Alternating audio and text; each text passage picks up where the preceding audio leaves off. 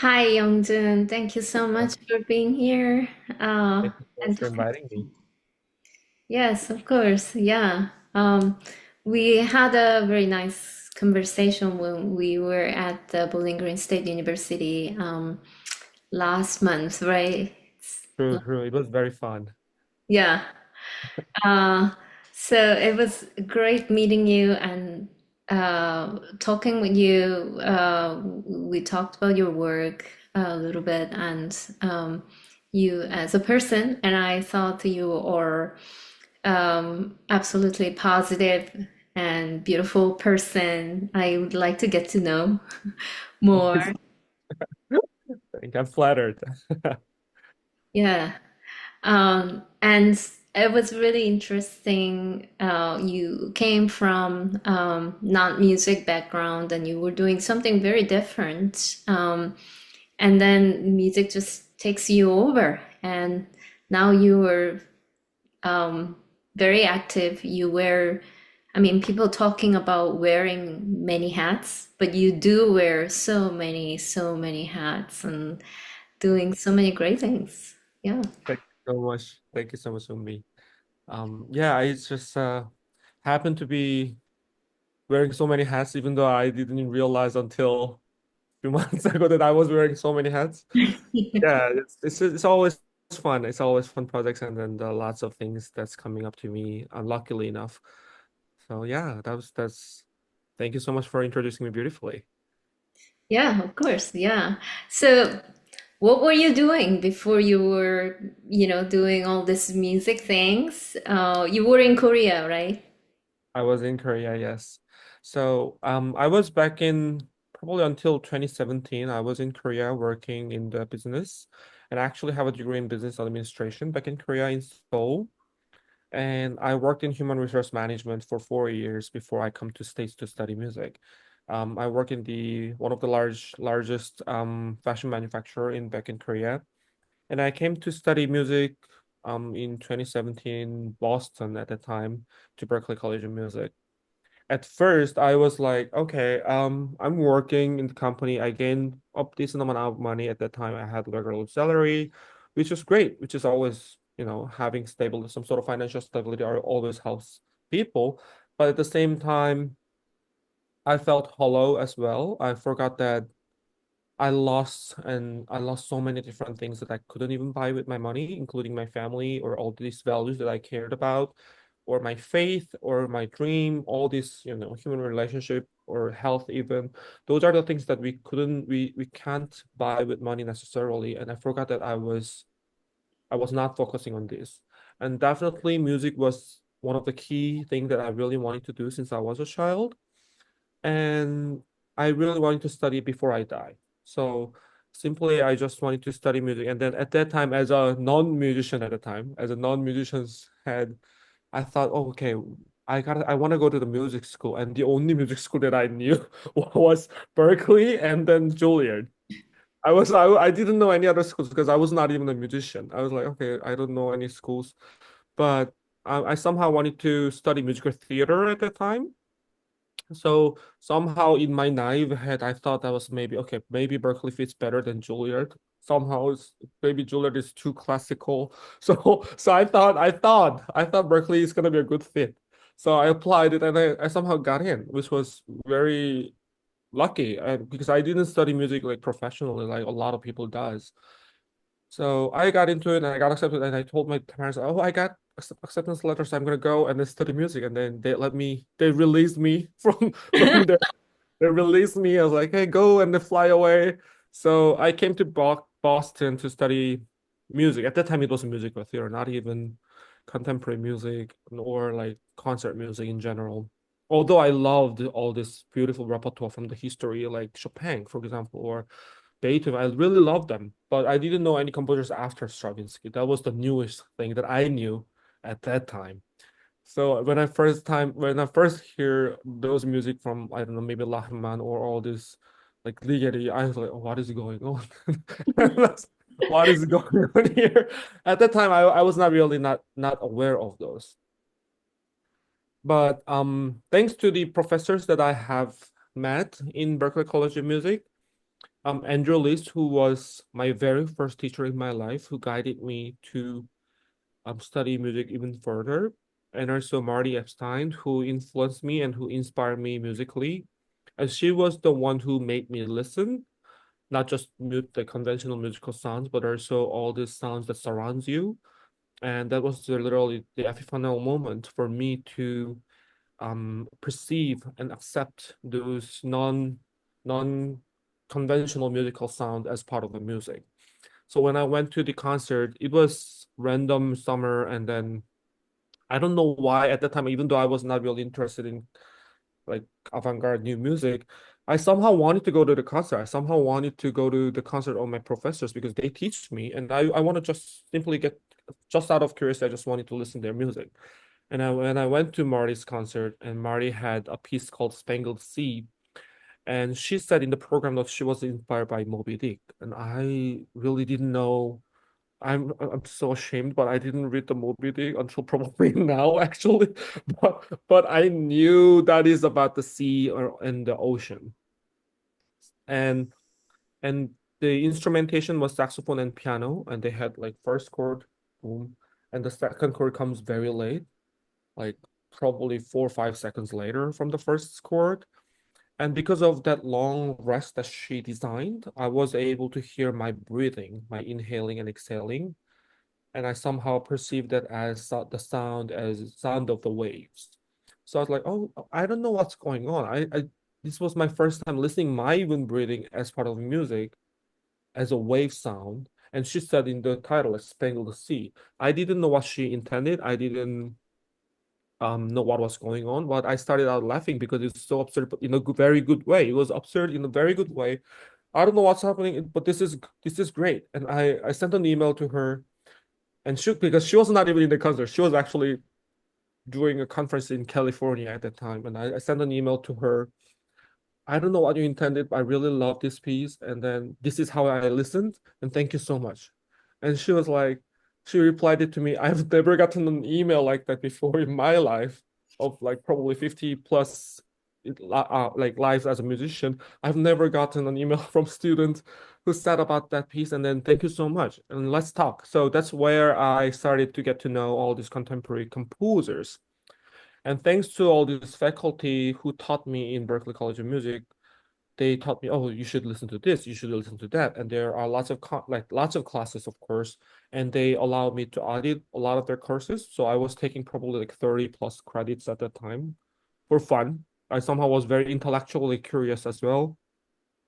So that's how I ended up becoming and studying concert music or new music, and that's where I started my own musical journey that is continued until now. That's amazing. Yeah. It's it's so inspiring, really. Thank you. Yeah, yeah. Um, so yeah, why new music? I mean, why it's like what attract you that much? What do you think? Oh, there are many reasons. Somehow when I started in Berkeley, I thought I'm gonna be a musical theater Right. person, or maybe film score. I mean, film composers. I thought that I'm gonna be, and I try to study those area as well. And I really respect who pursue their career in those music as well. Hmm. But the very first thing that you learn from film scoring 101 class is that, oh, all of your music is about the film. Because if your music is too good, I mean, yeah, of course it has to be good, but if your music is distracting the moviegoers from the movie, that's not the successful music. Hmm. Because it has to somehow share the voice with the film director, share the same stories with the film director, or even the writers who are writing these scripts, of course. Um, that's one thing that the film scoring 101 class taught me, and I agree, I really agreed. And then I felt like, okay, I came here to tell about my story rather than speaking on behalf of somebody else's story. Or I just wanted to focus on my own perspective rather than borrowing somebody's languages to talk about it. Of course, I borrow a lot of performance aspect from a lot of performers that I have met. But in terms of creative process, for me, I think at that time I thought I wanna focus on my own story rather than somebody else's. So that's why I chose, and also that music Marty shared, the Hmm. one that I just talked about, was very interesting, and I really wanted to do something that's similar that what she has done in that concert. I wanted to, give some sort of it doesn't have to be impression, it can be any emotions actually, but have some sort of my own storytelling in that concert hall as well. So that's why I ended up focusing on more new music side, I would say. Although I write a lot of other stuff too, still. Right. Yeah. I mean, you did so many interdisciplinary projects, and you involved with many musicians, not just musicians, but different artists. And does that also reflect your kind of um, background or your work in non-music field, or perhaps your interest in other art forms? Mhm. Um, I think it's because I'm interested in so many different things.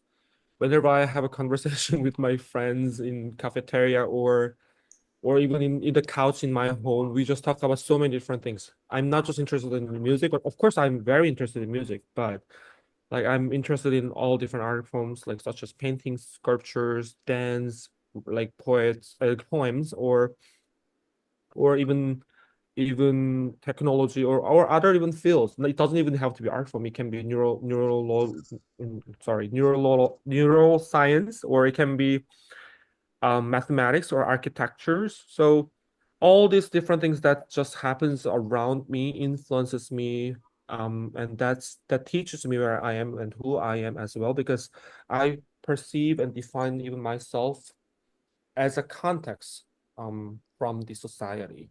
I mean, of course, human beings are like individuals, but for me, I am always perceiving myself as in a relationship with something else. It can be, of course, the nature itself, or it can be other art forms, or it can be other studies.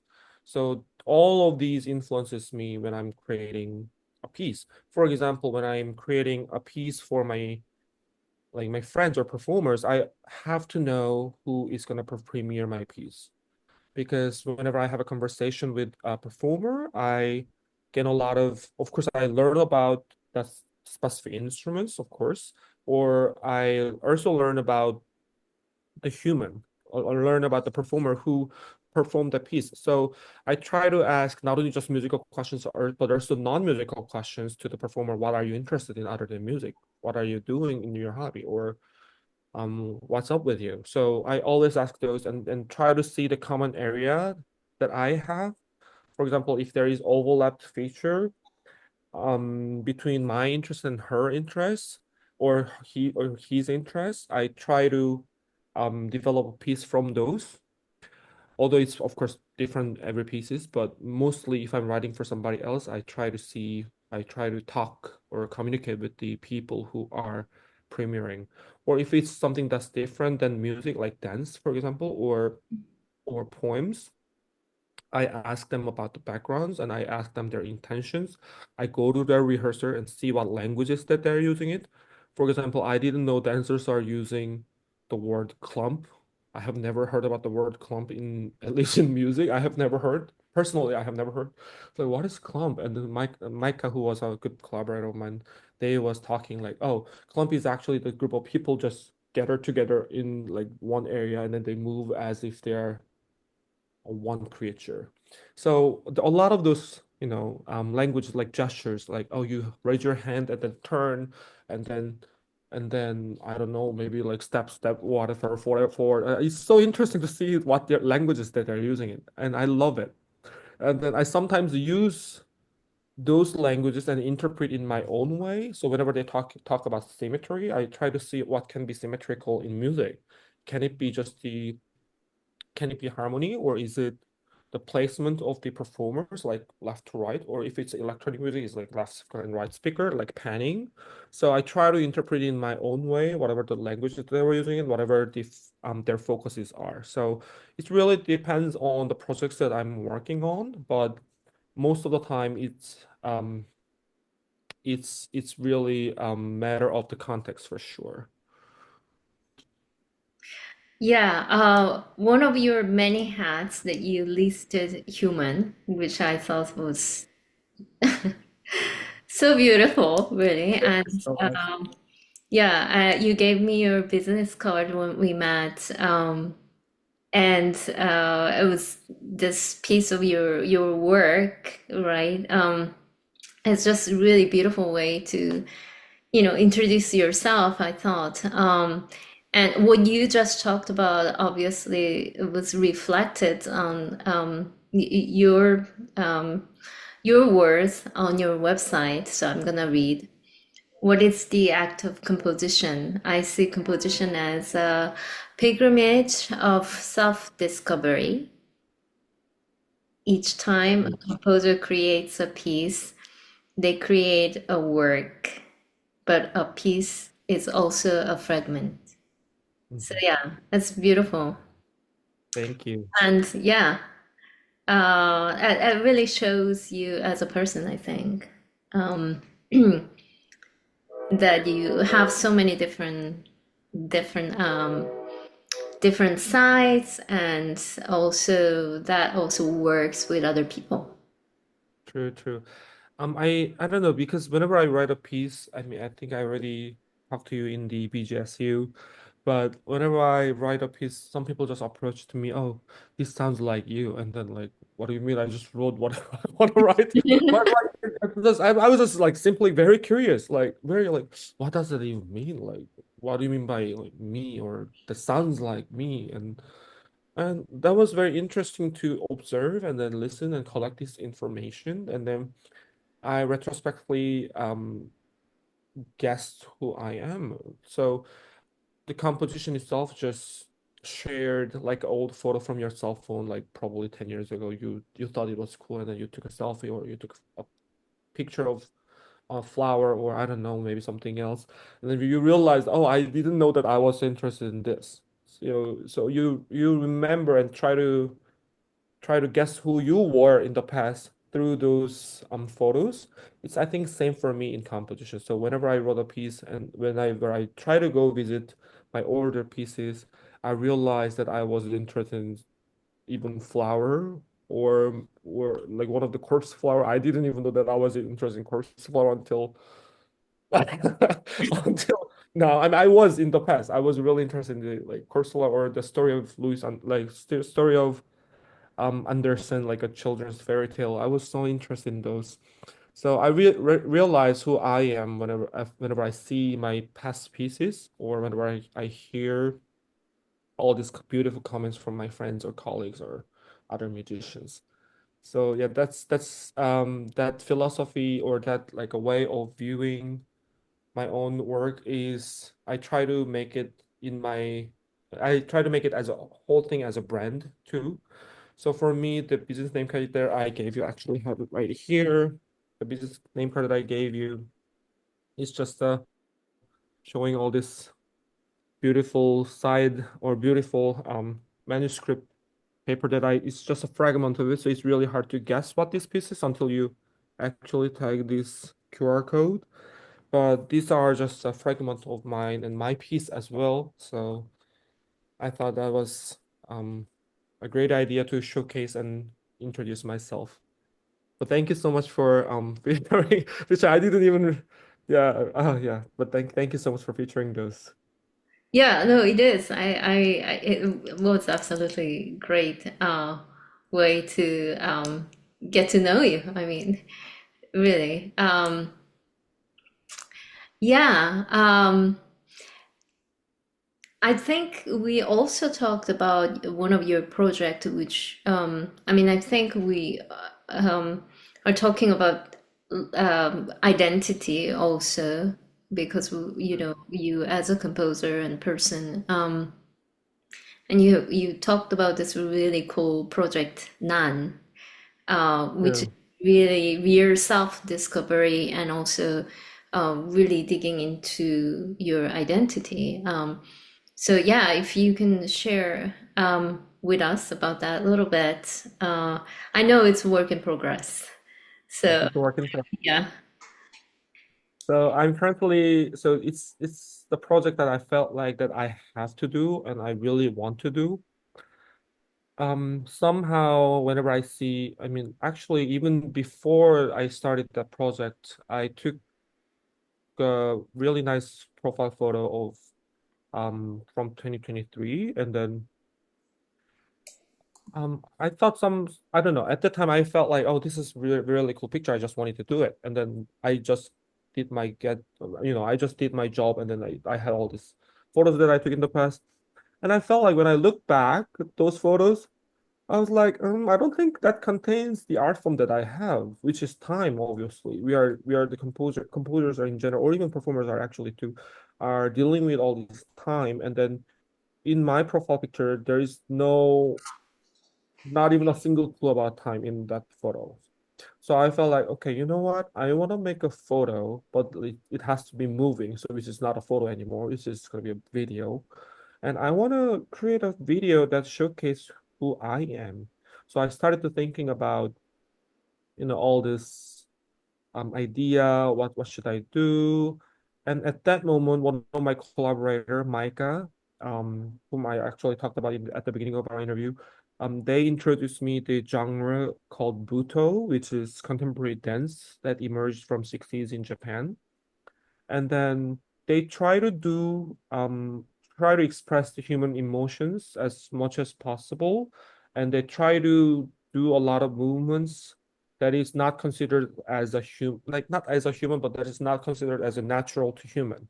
So all these facial expressions, all this very slowly unfolding tempo, and all these weird gestures that these choreographers were doing influenced me, and they are all covered in white. So I thought that's a good influences, and I think that's a good concept that I can start on. And I somehow have to show the progression of time as well in my work. So I decide to erase my makeup with this water drop that is falling from above head. Like I had little IV shots, like little devices that I put on over me, and then that releases drop by drop, and then that started to erase my makeup, and I wanted to show my naked face at the end so we can have a concept of time progressions, because I had a full makeup, and at the end of the piece you don't have any makeups on your faces. So I wanted to show those progressions in that piece. But while I was developing that idea, and I met a lot of composers, like for example, I met Uri Koch, who is based in Florida, and then he shared all his enthusiasm on orchid. And I was like, oh, I really love the orchids too, but Korean orchids are very different than that of Western. So I felt like, okay, and Uri at the time asked me like, do you have any pieces about orchid? Because he was planning to have some projects over there in Florida about orchid, or like orchid festival. So I didn't have any. So I was like, okay, should I actually try to adapt orchid? Is there any way that I can adapt orchid in my piece? And that was actually perfect, because in Korean language, I mean, orchid called nan. Orchid is called as nan. Nan is a synonym of an abbreviation of nanin, which is I am. So I thought, okay, this little language has a double meaning, and I thought that's a good start, because it shows who I am, which is I am. So in a way, and also the orchid in Korea traditionally um it's considered as something that's like a more like a considered for virtuous and noble people, and it shows all these virtues and all this, like you have to be like very correct and like right. It shows all these beautiful virtues from Confucianism, and I wanted to show my rawness. So so in a way, if that orchid drawing is being erased, I think that's actually perfect concept and as a whole thing. So I chose to have orchid painting in my face in black and white color. because also Ken Ueno, whom I met during in Thailand, and he influenced me. He also focuses me to think, who am I as an Asian creator? So in a way, I decide to talk about. I think I have never thought about my perspective as an Asian creator. I just thought as, oh, okay, I'm a composer from Korea, but not as an Asian, and also I have never tried to even mimic or imitate or try to even portray myself or try to in like reflect my identity into the music. And I started thinking about who am I as an Asian and where am I going as an Asian creator. Um, so especially Ken Ueno talked about Asian creators are not as because he emphasized on the importance of thinking as an Asian creator. And even during when the Black Lives Matter was a thing in the past, a lot of voices from Asians were kind of, silenced. It was under the shade. So somehow I really wanted to see where I am in the spectrum of black and white personally. So that's why I intentionally chose all this liquid color into the yellow because I'm a person who is from Asia and the yellow is somehow linked to my ethnicity as well. And also, the yellow liquid means a lot of things. Yellow liquid is a symbol of nutrition, like vitamins, or it can be the symbol of urination as well. So, in a way, that reflects and that shows who I am more in appropriate way. So, whenever I write a piece, as I said in the beginning, it becomes my own inspiration as well because whenever I see my old compositions, oh, it was who I was, and it shows who I was in the past. So, in a way, it becomes a good inspiration of my new work. So it becomes a nutrients of my new work. At the same time, a lot of composers says when they're composing, they said they're vomiting whatever they had in my minds or in their mind. So I thought it was a good symbol of both sides composition as a nutrients or inspiration, or composition as a emancipation or is something that you're ejecting from your body. So in a way, it has both meanings and also the meaning as an Asian like a creator as well. So I decided to use yellow liquid specifically, and then I'm building up a sound sculpture that goes with it, and I'm planning to have multiple of them that fills the sounds in the chamber with all the sounds of water drops. So yeah, that's very exciting thing. That's a long-term project that I have. Nobody asked me to do, and nobody commissioned me to do. I just wanted to do. So I'm very, very excited how it goes. I'm very excited to see how the sculpture works in the chamber for sure. Thank you Yeah. so much. I have a very long answer. I'm sorry, sorry. No, no, it's great. I love long answer. I love long answer. Um, yeah, I can't wait. I can't I wait. can't wait neither. I'm very excited to work on during the summer. Yeah, I think I have to save the date and attend the premiere because Thank you so yeah, I love to see the work. Yeah.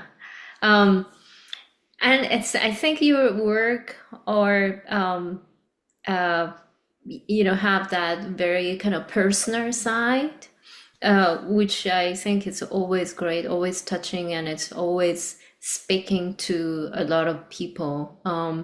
So I want to talk about one of your work, MYBSTMM. much. It has this interesting title. Thank you. And it recently won a prize in Italy. That's Congratulations. true. Thank you so much. Yeah. So, Yeah, we'll listen to it at the end of the show, obviously. But yeah, if you can talk about it, that would be great. thank you. That piece is called My Best Mom, and in the title, I erased the vowels intentionally. The reason that I wrote that piece is because of my nephews and cousins. My brother and sister both have cousins and nephews, which they are very cute, and I really love them whenever they talk to me and whenever they approach to me. I really adore them from the bottom of my heart. And personally, since I am here in the United States, which is far away from where I am, where my family is, it's really, really, really sad not being able to see them growing. And one of the moments that I missed for sure is their first time saying mom in their lives. You know, I think that's one of the most special moments for every single parent. And I think that's something that's very common for all this culture too. And that's why we have all this language of mother in M sound, because that's one of the easiest sound that the baby can make. So I had this idea for a very long time, since I think probably 2020 even actually. And I wanna make a piece that shows the linguistical development of a toddler. And then I don't know what to do though, because I didn't have a chance to write for voice at that time. I didn't know what to do with this, but I want to write a voice that I wanted to write a piece that involved voices. And that was buried idea for a while. I had that idea in my heart and I didn't know what to do, but I saved it in my, psychological storage. And Peabody, when I got here, they had a collaboration with singers. So my teacher, Felipe Lara, asked me, "Oh, do you want to collaborate with one of the singers here?" And I was like, "Sure, let's do it." And then department introduced me Sofia Sorrentino, who premiered that piece, and we just met and then shared our idea. And I shared that idea that I had from the past. I was like, "Oh, I had this idea. I wanted to somehow showcase the linguistical development of toddler in this piece." And then I don't know what to do. I don't know what text should I use. And I asked her, "Do you have any like letters that you wrote when you were a kid?" And she brought me a lot of letters. She brought me like a lot of letters. And like it's like little children's writing, it says about their lives. It's very cute. I really loved it. And one of the writings that she had was about her mom and my best mom. And she said in the text that, "Oh, my mom is the best because she hang out with me and she plays Uno with me." And so it's very cute. I really love this. So, and I wanted to use that text somehow. So I decided to use, and then I asked her whether I can use it, and she said yes. So I decided to erase all these vowels from the text, because children are, of course, communicating with you. Like toddlers are communicating with you, as a babies are, of course, they of course cry most of the time, and they try to make some sort of cooing sound, of course. But they communicate with you. They have some sort of messages, and mothers are wonderful, and they understand somehow most of them. And I felt, "Oh, this is very interesting. I wanted to show it. So, and I wanted to have all this emotional aspects of singing as well. When they're singing, I want them to carry those, and I want them to interpret from the bottom of their heart rather than making weird sounds. So I deleted all these sounds by erasing all these vowels from the top. And as time goes by, as the piece develops, you are able to hear more and more vowels. And at the very end, the last thing that you're going to listen to is mom, actually, the word mom. So over time, you see how a child develops their languages, and more you go towards the ending, you are going to be able to perceive some of them, and you're going to be able to hear actual clearer words. And also in the notation wise, you're in the notation, you're going to be able to, I don't know whether I'm going to be able to share that, but at the beginning you have all these just ranges of, it's like high voice and low voice. You have to make your voice in the somewhere in between. So it has a lot of freedoms. It has a lot more aleatoric aspects. But over time, as time goes by, as the piece develops, you will see all these more specified notations. So all these voices and all these notations gets clearer and clearer as time goes by and as the piece develops. And most of the voices, somehow, since I deleted all these vowels, it starts from M sound, which is, of course, the one of the first sound that the baby makes. So that's how I designed the entire piece. And then Sophia was doing phenomenal job on it, and I was really happy to have a chance to collaborate and get to know her through that piece. Yeah, great. It's again just this showing the time. True. showing the changes through time, which is very valuable. And yeah, yeah. So thank you for sharing, Thank you. that. Yeah, yeah. Um, Another side of your work, obviously, it's the interdisciplinary, and it's very cool that you were probably, um, I think it's 2024 work with that you did with dancers called Dole. True. It's like making pebble sounds and yeah, That's um, it. right. So yeah, yeah. Tell us about it. So the project Dole was a first collaboration that I had with the Micah, the choreographer. And then Micah was interested in the piece, the sculpture from Noguchi, whose museum is located in Brooklyn. And there were lots of sculptures about stones. And in the stone in Korean is called dol. And then they made all these beautiful movements and all this choreography based on the texture and also the how it looks like, how it shapes, but it was more abstract actually. And somehow I wanted to use and I wanted to develop a piece also that is from the stones. So I use all this stone grinding sound and all. I actually bought so many stones in my home. I because I tested so many stones in my home. So I had like barbecue stones, I have pebbles, I had bricks somehow. I tested so many different things and I sampled it and I made it as a track for the dancers. At the same time, I gave all these pebbles to the audiences too. So when they entered the venue, the piece was already started. When they entered the venue, the piece was already, the choreographers were already standing on stage as if they were a sculpture. So they were like standing still. They maybe made very minimal move at the very beginning. So my piece has had to be the first one in the program. I asked specifically for the for the teachers, like my piece has to be the very first piece in the program because I have those elements that I involve. So Right. pe people are entering, they see all these dancers like moving, staying still on the stage. They were confused at the time, but I just treated them as a sculpture in the gallery. And when they entered, they were guided to pick up some pebbles so that they can feel it, and then they can, of course, interact in the performance.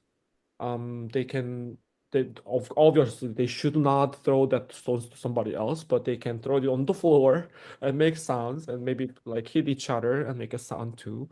But it was kind of it was multi-sensory, not just like visuals or oral, but they can actually feel it, they can even smell it if they want. So I had those moments, but it was a little risky movement for myself too, because during the rehearsals, we tested so many things. We're like, oh, all these trained musicians just like react to whatever that was happening on the stage. And I didn't expect that I'm gonna have so many children in the audiences. So in the audiences, there were like so many children who were having stones.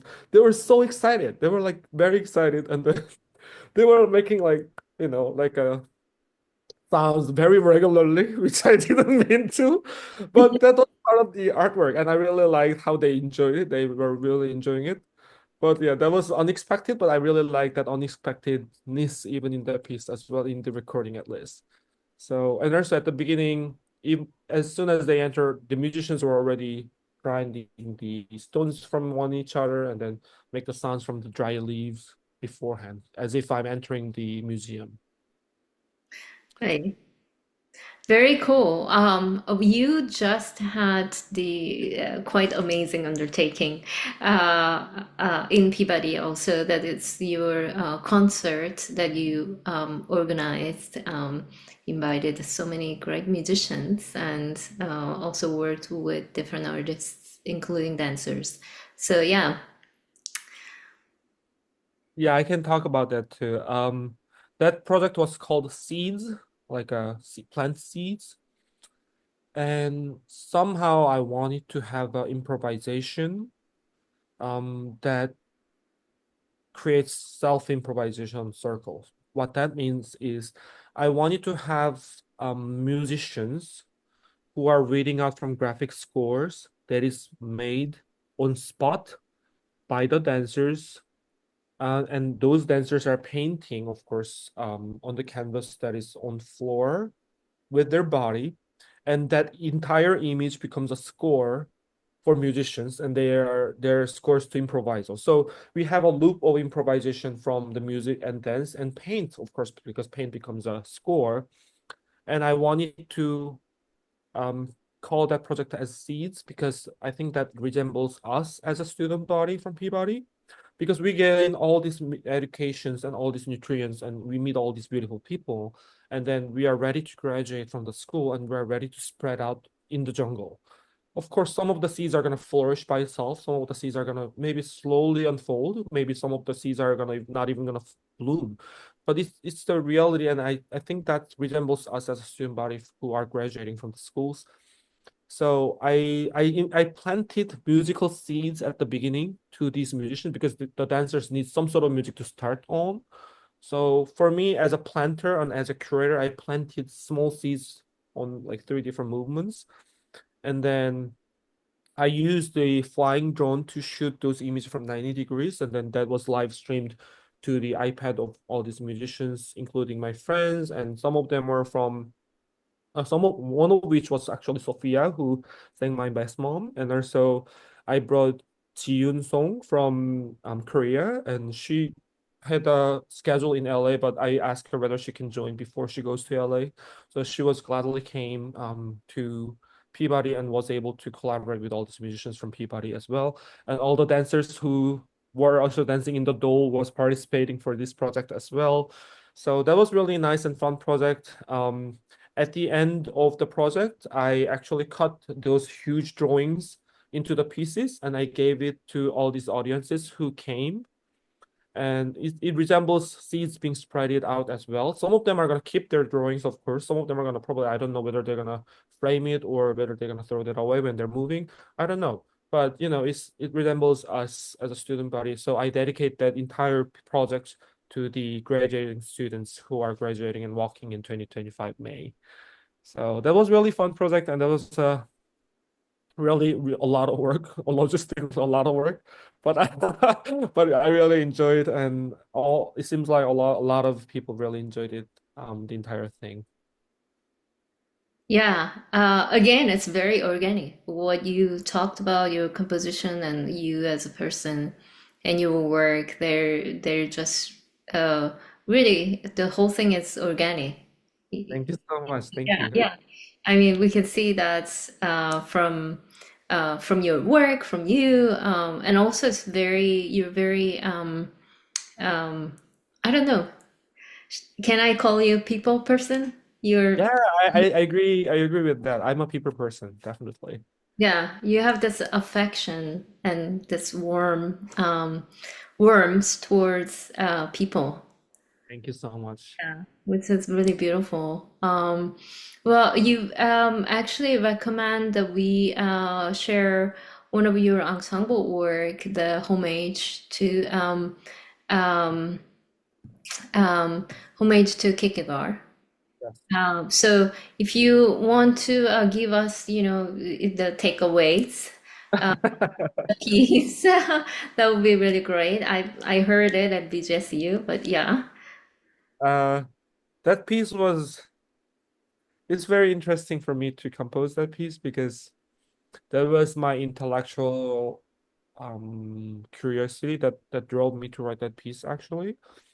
Somehow I don't know why some just randomness like somehow evokes me a lot, like all of a sudden, and then I try to like navigate those, and then that's how I usually start a lot of projects. And then somehow at that time I was into, I don't know why, but I wanted to listen to the Vexations of by Eric Satie. And that's like 11-hour long music. I somehow wanted to challenge myself. I just somehow I know it sounds so weird. I don't know why, but like randomly, okay, you know what? I want to at least try once. So I tried it. I really, really tried it. And then at that time I had a two home between New York City and here, and I went back and forth. And I decided to play it in my car on my way back from New York. And since I'm driving, I cannot I cannot, change the track. I mean, I can technically, but I was kind of forcing myself not changing it so that I can force myself to listen it. And it's quiet in the car, so I was like, okay, I'm not gonna have any conversation. I'm gonna just focus on the music for several hours at least.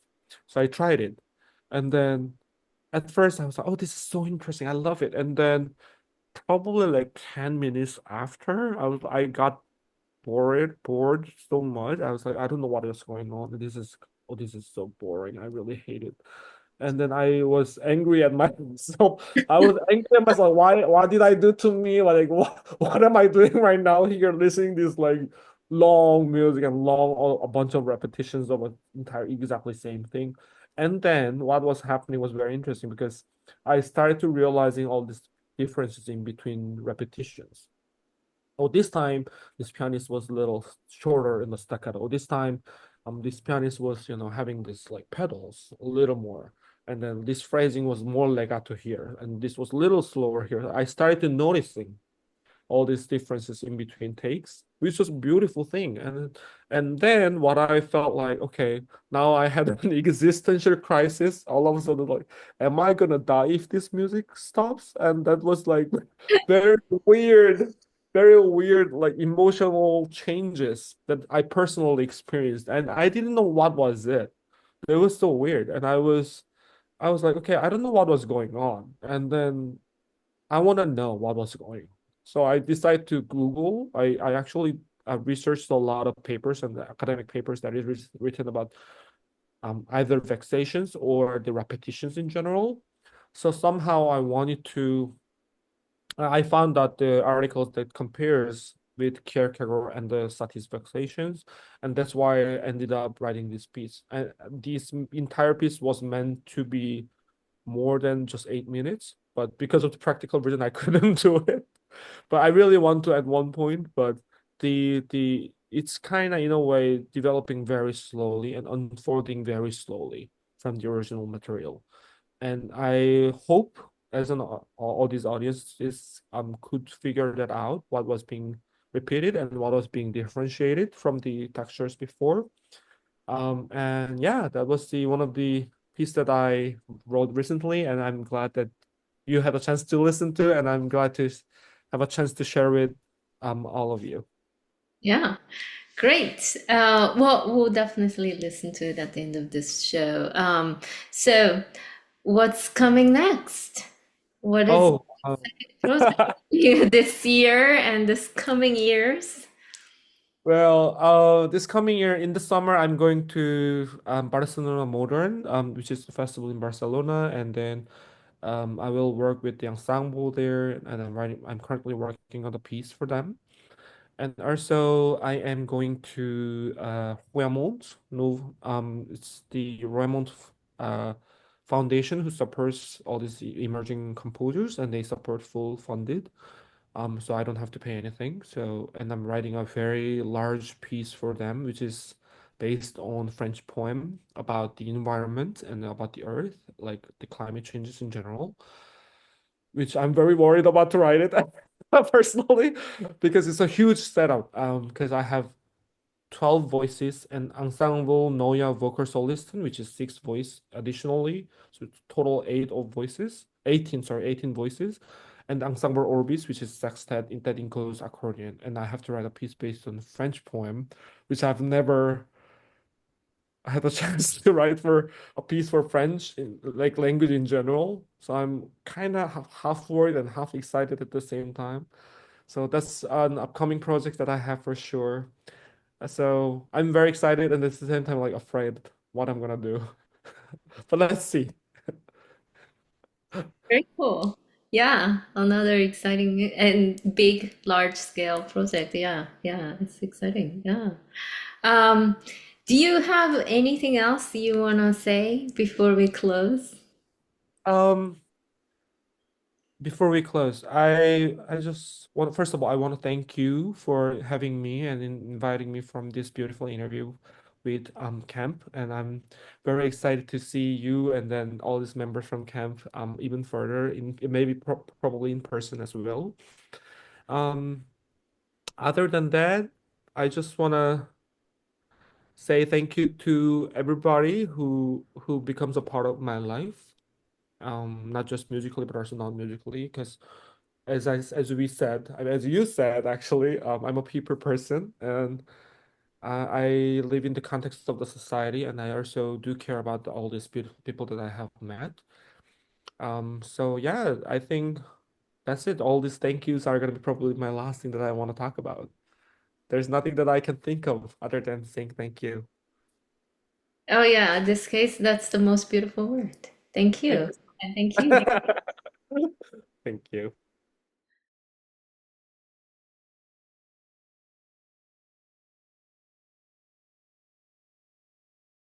My mom is the best mom in the world because she helps me with my homework after school. She plays Uno with me and my brother Jerry when she has time to. Whenever I'm feeling sad, my mom will make me happy. My mom is the best.